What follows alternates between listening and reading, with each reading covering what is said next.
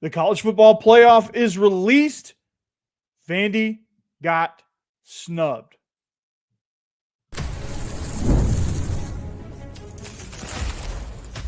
You are Locked On Vandy, your daily podcast on the Vanderbilt Commodores, part of the Locked On Podcast Network, your team every day. What's good, everybody? Happy Sunday. Welcome into a live edition of the Locked On Vandy podcast on the Locked On Podcast Network, the number one sports podcast network in the world. I'm your host, Corey Burton, and thanks for joining me on this live episode. This live episode is brought to you by GameTime. Download the GameTime app, create an account, and use code LOCKEDONCollege for $20 off your first purchase. Now, Vandy, good news. They're in what I feel like is a good bowl, has a decent matchup with Iowa in the ReliaQuest Bowl. But honestly, with what transpired today, I think it's time for a change. We're going to talk about that, the new 16-team playoff format that has been kicked around, and some ideas with that and some things that I like about that. And, of course, the college football playoff is released, and, of course, Vandy gets left out. So we're going to talk about that. And there's some other teams that are disappointed as well that I felt like had good resumes. But, you know, with a 12-team playoff, someone has to get screwed, right? So Vandy is one of those teams. There's a small handful of teams, which is why I think we need to go to a 16-game playoff. So what better time than now to get rolling? Thanks for making us your first listen. Thanks for being an everydayer. The Everydayers Club, thanks for being a part of that. Some big news launching tomorrow, so stay tuned for that as well. There's going to be some fun stuff there for people that are everydayers. So the college football playoff bracket was released. Here's the bracket, which honestly, I think there's some mistakes all over the place. I think Georgia should be at worst number 2. Iowa was number 2 all year long. Of course, they win and they bump up. I think Georgia should have been number 2 because they're a conference champion, and they should be in that number 2 spot. So Georgia being at number 3, I think feels kind of like a smack into the face to the SEC, and Ohio State should be. I think Ohio State should be number 4 if we're being honest about it, because Texas Tech dominated BYU in their conference championship game. So I think Georgia, I think Indiana, Georgia, Texas Tech, Ohio State should be the top 4. I think is how you should do it, because Ohio State did lose in their conference champion. Now, joining me is a man that you see pretty frequently throughout the course of this football season. He's here to join me again. He was on Locked On Ole Miss. Again, apologies for not being able to make that. I wish I could have, but here we go. It's Mike Huesmann. Mike, what's up, dude? Hey, guys. Good to see you. Back for round 2, huh? I am. Yeah, it was and this one probably different. It might be a little more in-depth because when I was with Steven Bossman, we're getting it in real time and reacting to all this, where now it's like, okay, I've seen it, had a little time to digest it, see what the matchups are going to be. So glad to be here. Yeah, absolutely, man. Well, welcome back, man. And I know we're live, so comments are hopefully going to start coming in here pretty soon. But here's the bracket, and I don't know if in real time you guys got to really see and examine the bracket, but as we were ending, it was kind of becoming clear which game would be played in what stadium and where. Okay, so 1 through 4 seed. What are your thoughts on the 1 through 4 seed? Zero problems with it. I actually think they got this right. And when I joined the room, you were on the tail end of that. I could see the argument of Georgia being 2, Ohio State 3, but I have zero problem with each of them being where they are. I think you could make the case that Ohio State is the second best team, but for Georgia, you could also say we won our conference, so we should be number 2. For me, the important thing is the 4 bye teams they did get correct. No argument that those 4 should be the bye teams. I think they should be kind of rearranged based on seeding, but I do think the byes, they did get those right. My point was maybe having Georgia playing the winner of A&M Miami and Ohio State playing the winner of Ole Miss Tulane, or having Ohio State play the winner of Oregon JMU. So I don't know where, I guess it's all matchup based, but they got the 4 bye teams, right? So let's move on to that because, I think when you look at the teams that were left out versus the teams that were in, and there's a flawed system. And speaking of flawed system, we've got another guest coming on in. I love this, dude. I love this.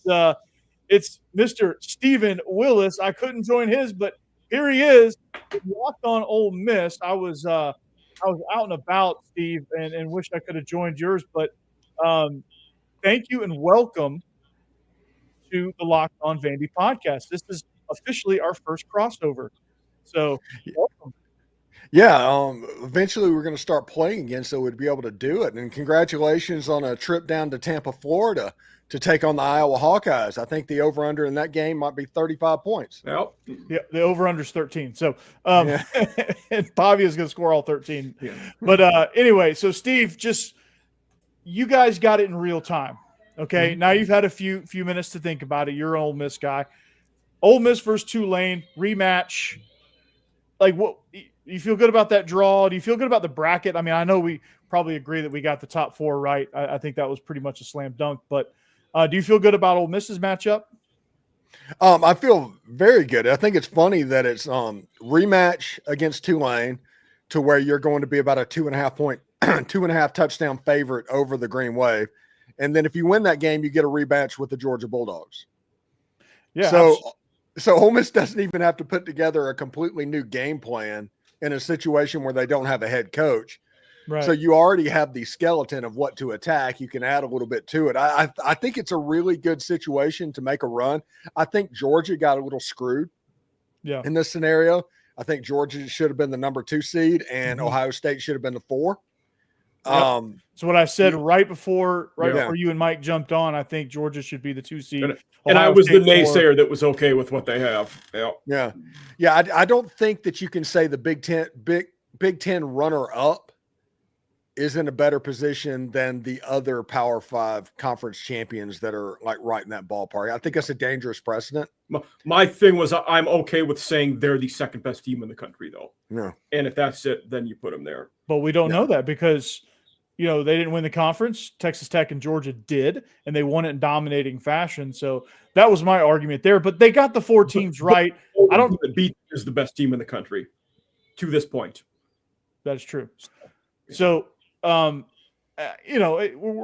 arguing semantics here with the top 4. I mean, I think what we should be arguing is the system. And so we've got a combination of arguments, right? Because there's a handful of teams that got screwed. Vandy being one of them. And of course, this is Locked On Vandy, so I'm going to be hyper-focused on Vanderbilt getting screwed. And you have Alabama getting in, BYU screwed. You have Texas screwed, Notre Dame screwed. So I think it leads way to a 16-team playoff where I think some of these things would have happened had that been the case. Now, going back to Vandy, here's the quote from Hunter Yurachek, and I wanted to use this picture of Clark Lea because he has this like disgusted face on. But he says the committee has a great deal of respect for Vanderbilt and what they achieved, an amazing season, 10-win season. When you look at their schedule now that Tennessee is no longer ranked, they just don't have a signature win. So I'm going to push way back on this quote. So they're saying Vandy beat Tennessee too bad?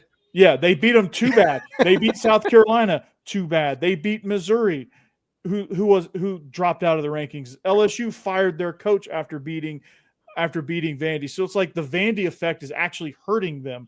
The success that they have is actually hurting them because, they're like, oh, well, Vandy beat them, so they must not be very good. And they discredit those. And then, they want to talk about, for Alabama, Tennessee being a signature win for them because they were ranked at the time. Like, what side of the coin do you want to be on? Yeah, and I think the situation, it's not just to go to 16 teams. And this year, yes, Texas and Vandy and all of them would have been in if it went to 16 teams. I'm not arguing that.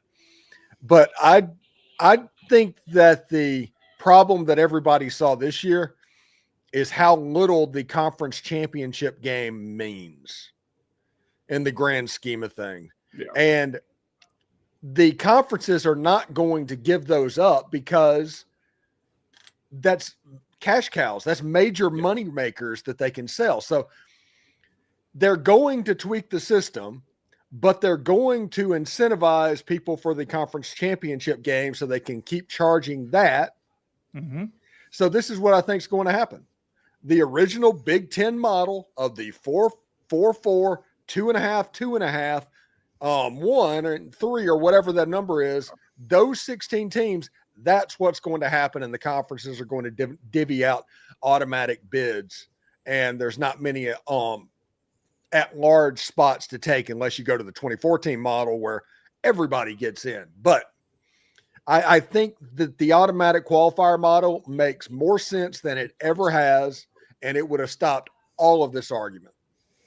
Yeah, absolutely, and I think it would have been a more fair system. And what you suggested on your show, and what we've suggested on SEC After Dark, was having that model, but changing the calendar of what championship weekend looks like to have some play-in games built in to where, hey, you get that conference championship and you're playing for the 1 seed. Those 2 teams are automatically in.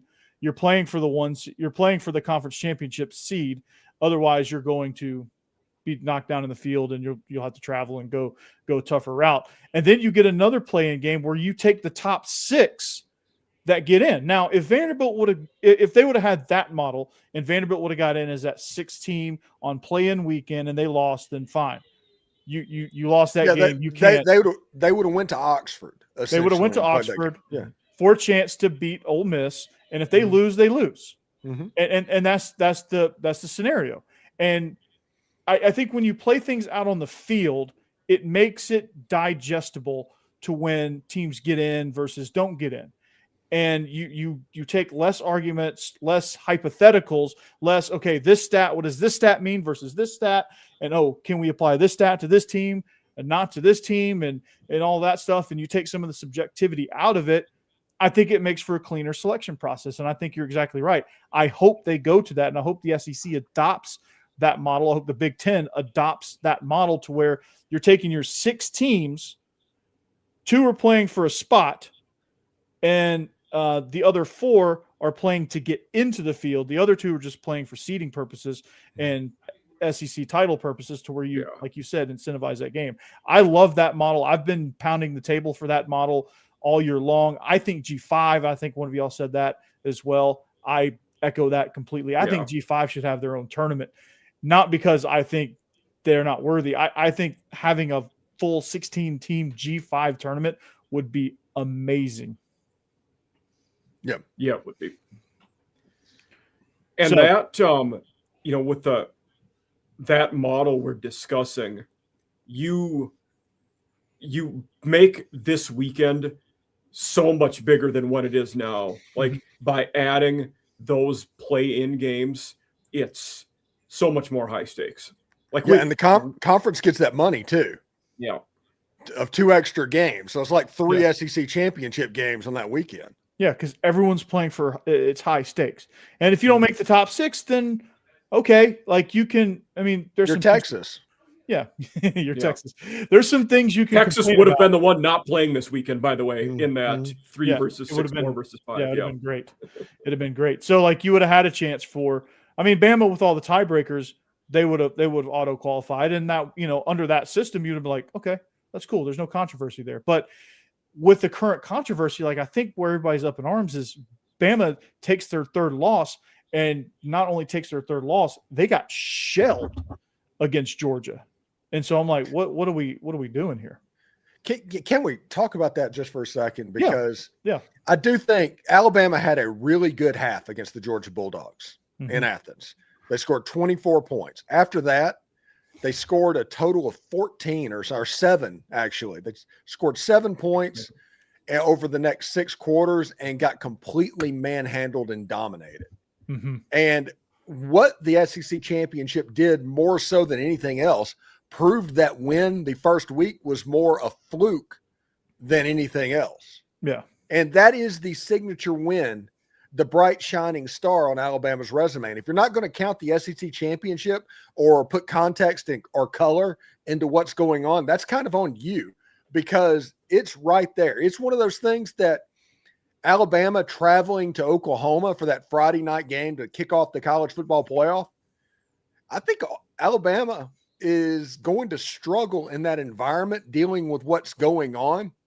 I think Oklahoma might win that and cover fairly easily in that Alabama game. is the early favorite in that game, surprisingly. That's because of the logo. Yeah, because of the logo. Mm-hmm. But yeah, I think Oklahoma has a chance in that game, especially with the way that Ty Simpson's playing, to kind of make that game, I don't know, simmer and everything and just take it over defensively. And the way they rush the passer will give Alabama problems. Yeah, no doubt, no doubt. Well, let's continue this conversation. We're gonna continue on to why we think the 16-team playoff will be a home run, and a lot of people, the counter argument is it'll water things down. I don't think it will. We'll talk about it next.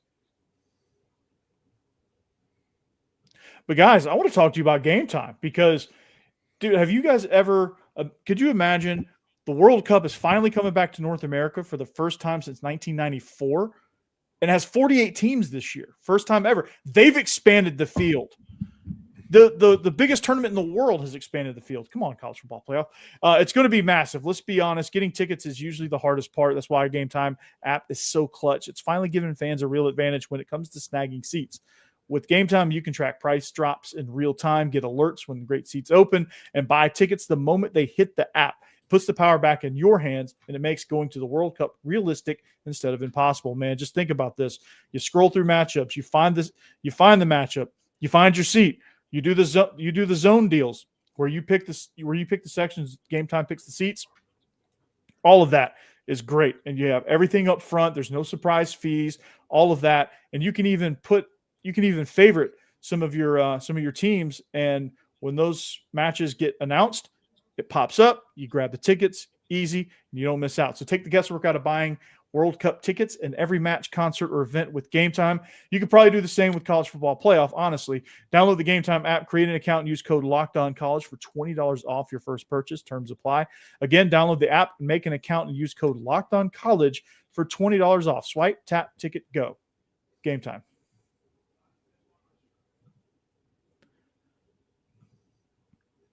All right, thanks for making Locked On Vandy your first listen each and every day. We appreciate you, and thank you for making Locked On number one in all the land. Joining me on this live edition is Steven Willis from Locked On Ole Miss. So give him a shout, check him out. He's the most listened to Ole Miss podcast in the universe. Mike Huesmann, off season after dark, and a regular contributor to both shows.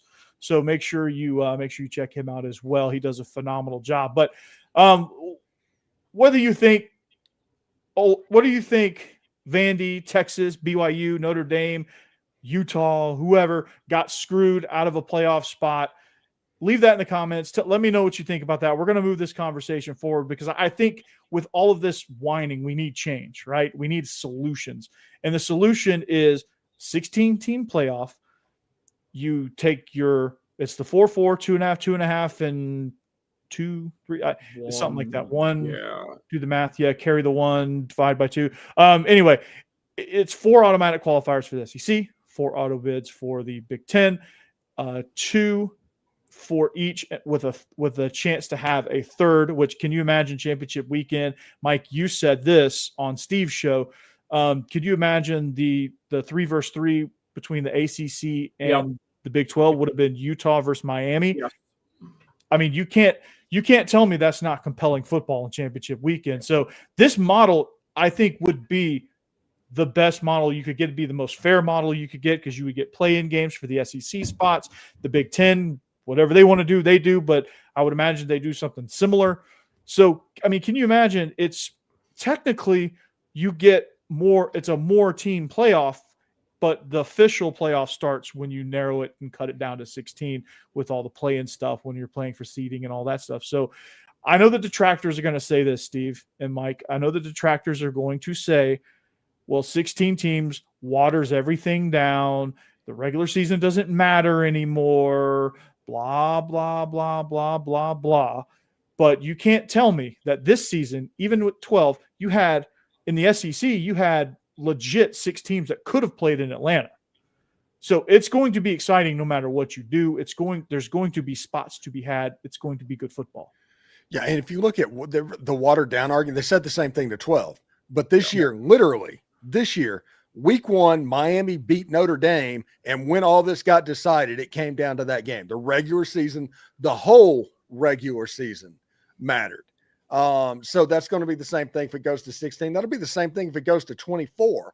Instead of arguing about Miami and Notre Dame, we're arguing about, I don't know. It's Houston, Iowa, Georgia Missouri. Tech, and Iowa are the three. I had to look that up. It was Houston, Georgia Tech, and Iowa. Yeah, are the three. I mean, you would still have that same three. You still have the same amount of drama.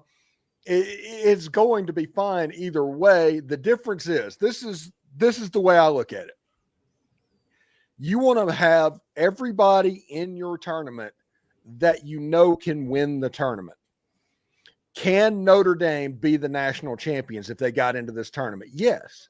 And you were not able to do that. They were good enough to get the win and make a run. They could absolutely compete. They're not going to have the opportunity because of the format. So you're not watering it down. You're just including everybody to make sure that you're not excluding anyone when it comes to teams that could win the tournament. That's what all this is about. I don't care if it goes to 24 teams, they're like, well, there's not 24 teams that can win the national championship. No, there's probably not. Yeah. But every team that can win the national championship is in that field of 24. Yeah, and it will be played out on the field. And I think that's the biggest argument that you want to make by expanding the field. With the World Cup doing it, based on the ad read, they're trying to include more countries in the field that they feel could make a run to make sure they include the countries that most definitely could make a run at the World Cup. They're doing it's the same kind of deal. The NFL expanded to get more teams, more games, more compelling Major League Baseball has done it the last decade. Yeah, the NBA went to half the teams make the playoff so that they ensure that the right teams get through the bracket. And if they don't, if they slip up, then you've got some storylines there. And every once in a while it will. So you play it out on the field. You get every opportunity you can to put as much on the field as you possibly can. And this is probably, and I know it sound like, whatever, Vandy didn't go or whatever, but I think it just proves that, and Notre Dame can say the same thing. BYU can say the same thing as well. And Texas can say the same thing. But the system, I think the system is flawed. I don't think they get all the teams that could compete, like you said. Yeah, every system we've ever used has been flawed. We're at the best system so far, and we're still flawed. We've progressively gotten better. Yeah, and if they do it again, I think they'll get better. Yeah, it's just the more you put, because when you go from 4 to 12, guess what you did? You put more of it out on the field. Yeah, and the right teams won. Like Ohio State got in as an 8 seed last year. They played their way through the field and they won. Right? Yeah. They would have been completely left out in the 14 playoff, and they wouldn't have had that chance. And they didn't even play in the Big Ten title game last year. Penn State exactly. and Oregon did. Exactly. So you never know. Like if you include all the teams that should be in there, it's there. It's hard to believe that this calendar year, James Franklin was coaching with about 2 minutes to go in the game for a chance to go to the national title game, and then 9 months later he got fired. Yeah. And today he hires this D coordinator, Brent Pry, the team Virginia Tech just fired as head coach. Yeah. How weird is that? Like you got fired in September and you walk back in the building. Hey guys, what's up? Hey, it's back. Me. I screwed you guys over, but I'm back. I'm sure you guys believe in me, right? It sounds like the fan base actually liked him a lot, where like they said Pry at least tried, it just wasn't up to it. So you're going to say Arnett's the same thing, Steve. Yeah. Yeah. I was going to say Zach Arnett. Yeah. Yeah. What about the players though? Like, isn't that a weird dynamic with the players coming in and like, you're like, wait a second, like, hold on. Okay. It's weird. It's strange. I mean, he's a great defense coordinator. I've got to run. I appreciate everybody. Come to Locked On Ole Miss and all of that. But yeah, I will talk to y'all later. All right. See you, Steve. Right, but yeah, so I think we're all in agreement that change is inevitable, and the whole goal of this is to put everything on the field and take more off of the plate for the committee. You just get in charge of like a couple of at-large spots and you throw those teams in, but mostly you get auto qualifiers. You put everything on the field, and I think that's the best deal. But, Mike, we talked about this on an earlier episode. The ReliaQuest Bowl, Vanderbilt versus Iowa. We'll talk about that matchup next. Speaking of matchups, Omaha Steaks. That's a great matchup when you go when you're dealing with the holidays, man. And two big goals come with the holidays: feeding people well and finding gifts they'll actually love. And when you want both handled in one move, Omaha Steaks is the way to go. From hosting to gifting, they deliver the world's best steak experience right to your door. Because during their Sizzle All the Way sale, you can stock up and save in a huge way, 50% off site-wide at omahasteaks.com. It doesn't get any better than that. And listen to this. Locked On College users get an extra $35 off with code COLLEGE at checkout. So I get it every year. I get Omaha Steaks every year, and there's no better feeling than when that styrofoam cooler shows up on your doorstep and you have fillets, ribeyes, twice stuffed potatoes, twice stuffed baked potatoes, and you have like caramel apple turnover dessert, and you have, do they use dry ice in there to? They do. Okay. They do. And it's, man, and there's so many options to choose from. Like, I've gotten steak and lobster before with there's so many different combinations on omahasteaks.com. There's so many things to choose from. So if you order by 6 p.m. Eastern time, it ships the same day. Ooh. That's cool. So you get a lot of stuff there. And it's really the best thing. So if you want to save on gourmet gifts and more holiday favorites at Omaha Steak, visit omahasteaks.com for 50% off site-wise during their Sizzle All the Way sale. For an extra $35 off, use promo code COLLEGE at checkout. Terms apply. See site for details. That's omahasteaks.com, code COLLEGE.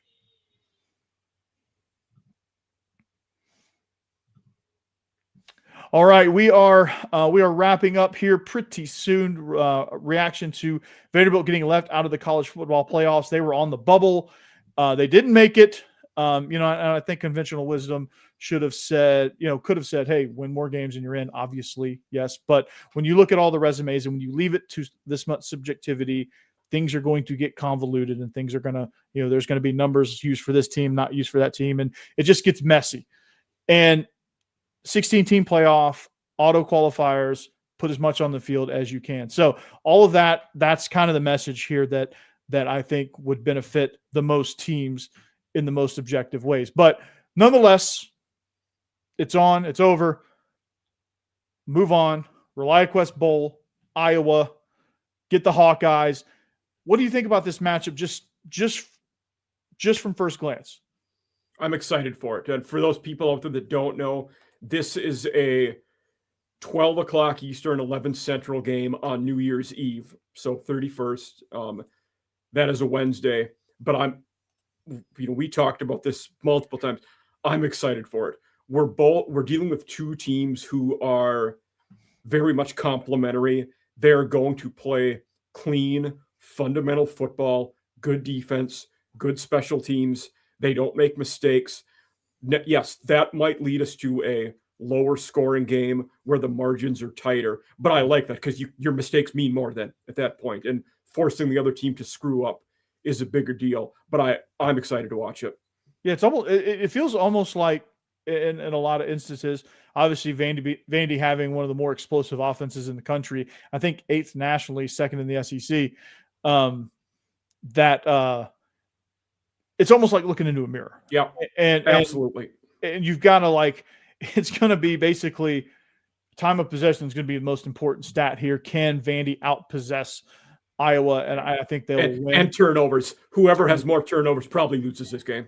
Yeah, absolutely. And of course, this is going to be a special team showcase with especially with punting with Iowa and Vanderbilt. You have Brock Taylor, who's going to be a huge factor in what seems to be a low scoring defensive battle. I think you're going to see kind of a fun game. And if Vanderbilt can somehow do what they've been doing towards the tail end of the season, I mean, the last 4 games they scored 45. The last 3 games they scored 45. They scored 38 on Texas or 31 on Texas.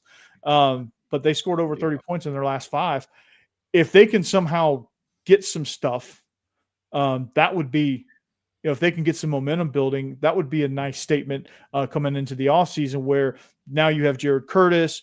There's some pretty impressive portal linemen out there. You had a pretty nice class considering what happened when you started this class, like where you were when you started this class versus where you finished with this class. I think it was a pretty nice class, all things considering. 27 is setting up to be even better. So you've got some good players potentially coming in portal season. I think it's important to make a huge statement to say, okay, well, this is what we can be. If you come on board, this is what it'll be. And for Iowa as well, because Mark Gronowski, we've talked about him before, had a tremendous FCS career at South Dakota State, won a national title. He'll be out of eligibility, if that even is a thing anymore, but I don't think he's playing college football anymore. They will also be looking for a portal QB. These bowl games are great ways to, have your team audition for, do you want to come and play for us next year? Yeah, I mean, I think when you look at opt-outs and things like that, I think they should build that into NIL. And you're actually that's incentive enough to say. I'll be curious for Iowa there, because a couple of their O linemen, especially Jennings Dunker, will be first-round picks. If he plays in the game, will be interesting. Yeah, like you said, is Stowers going to play? I'd be surprised if he did. Yeah. I'd be surprised if he played. I wouldn't put it past him to play because he's that type of person and he would want to play, but I don't think he needs to. No. And if he opted out, not a soul would blame him. But I think what's also cool is, this bowl game gives you an opportunity, with it being on New Year's Eve. It gives you an opportunity to have all these early enrollees participate in those practices. Yeah.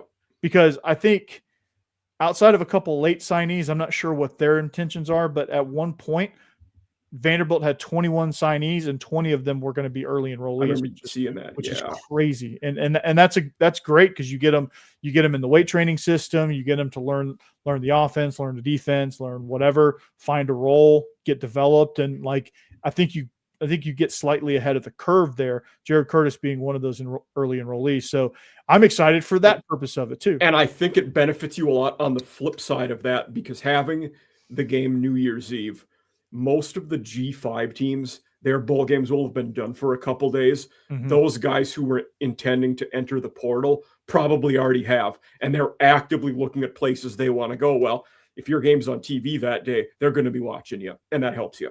Yeah, absolutely. And it really gives you that showcase. And that's really what bowl games should be about, because with this new portal era, this new NIL era, teams should realize, and these players should realize, hey, if I'm going to the NFL, if I'm going to be a first round pick, okay, we get that. It would be cool if you played, but we get it. But if you're on the edge of NFL draft status, I think you should play. If you're somebody who's coming back, you should definitely play. And one of the things I still love with bowl games, and even more so now with what you're talking about, those guys who are in your fourth or fifth year, your eligibility's done, this is the last time you'll ever play football. You're not going to be a pro. You get one last hurrah to go out there and have fun. And football's the most finite game. You're playing, and then one day you're done. There aren't adult leagues, there aren't rec leagues. You just don't play one anymore after that. Absolutely. It's just done. So, but anyway, ReliaQuest Bowl against Iowa. I would have loved to. I think Illinois would have been an interesting matchup as well. I'm going to see if their bowl game has been announced yet. I think I saw it. Illinois is playing Tennessee in Nashville at Nissan. Okay, the Music City Bowl. Okay. Yeah. This last question here. Do I think it's possible to win a natty with Jared Curtis next year? I mean, I think it's always possible. Yeah. He's a good enough quarterback. I think he's one of those quarterbacks that is going to be ahead of the curve, and his physical tools, his mental capabilities, things like that, his processing speed, I think he'll pick things up very, very quickly. I think he'll snatch this job in spring and everything. I think he'll be ahead of the curve on a lot of things. I think that's just kind of how he is. I don't think he would have beat out Gunnar Stockton. And he would have been great with Georgia too. He would have been great wherever he goes. And he's one of those freshmen that I think will transcend that whole freshmen can't win type thing. And I'm not convinced he's the guy from day one. I don't know. I expect them to bring in somebody. If he is the guy for the whole season, I don't think they're a title team. Have we ever had a true freshman QB win a national title? I don't think so. I don't know. I have to look into that. But I think you're not. Yeah. I think if they do bring in some money for the portal, I think he'll push him. I think he's yeah. And like, I don't think we're talking about a top-notch portal guy, but a guy that can be a serviceable backup, and at least push him for the job. Yeah, that's what you need. You need somebody to push him, because he's the type that if he's pushed and he's very competitive, he could actually go on. Yeah. Is Julian saying a true freshman? No, he redshirted last year. Okay. Yeah. Okay, true. I'm trying to. He's like Nico, because last year Nico made the playoffs as a freshman. That's right. I mean, I think at the very worst they could be knocking on the door to a playoff spot. Was Tebow a true freshman, the first of their two? Yeah, because him and Chris Leak were kind of trading off who was playing. He was a true freshman that year. Yeah, he was a true freshman that year, and he played a lot. Wasn't the only one, but he was playing a decent amount. Yeah. Trying to think. Well, when you come back on next week, we'll decide and we'll figure that out. But if there is one, there's not many. But a chance, I think it's possible. Likely, I don't know. That's a tough thing to do. That'll be something that, I think will be apparent, in game one, where if he comes out and he's completely electric and this team builds around him, I think it's absolutely possible. This is a better question to answer after the dust is settled on the transfer portal. So Google Gemini has just answered the question for us. There have been two. Jameel Holloway, Oklahoma, 1985. Okay. So the old Wishbone Barry Switzer. And the one we should have remembered, Trevor Lawrence, when he took over halfway through that year. And they won the title. I forgot about that. Yeah.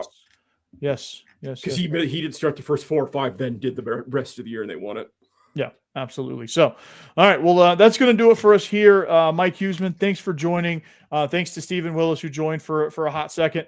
And we will come at you all week with Bowl talk, Jared Curtis talk, some hoops talk. Mike Huesmann will make his return trip at some point this week. And as we barrel towards the bowl game with Iowa and transfer portal season, that's where we're headed. And so thanks for viewing. Thanks for watching.